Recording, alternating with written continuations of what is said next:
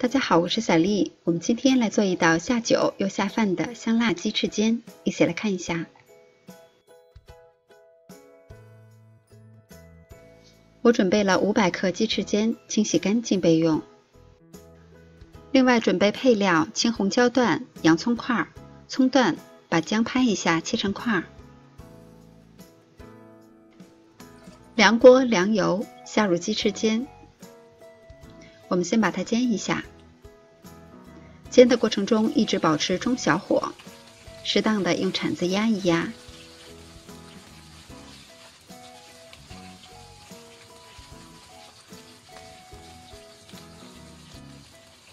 煎至一面变色了以后，我们再把它翻个面。煎至两面都上色了以后，下入姜块和葱段，把调料炒出香味儿。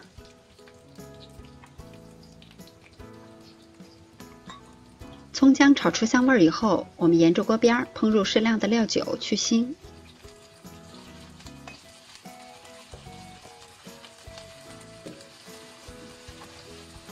再用铲子翻炒均匀。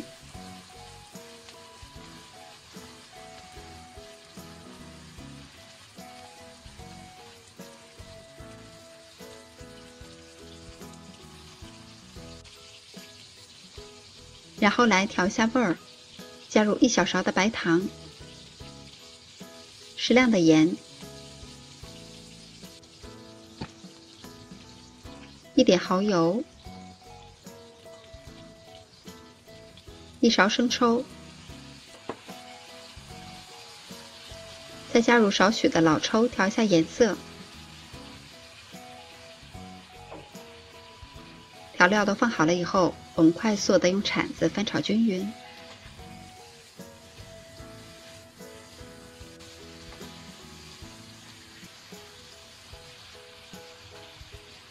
炒至调料完全融化了以后，加入青红椒段、洋葱块，再翻炒几下，炒匀。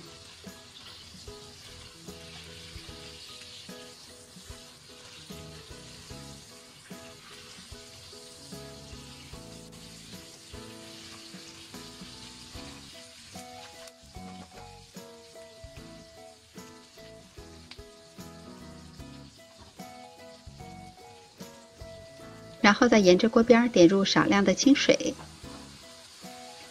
再加盖焖1分钟。时间到了以后，再快速的翻炒几下，炒匀就可以出锅装盘了。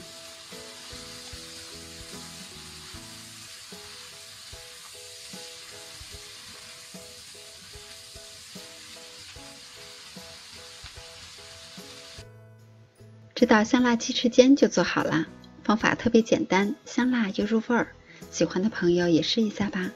我是小丽，喜欢我的视频请关注留言，感谢您的收看，明天见。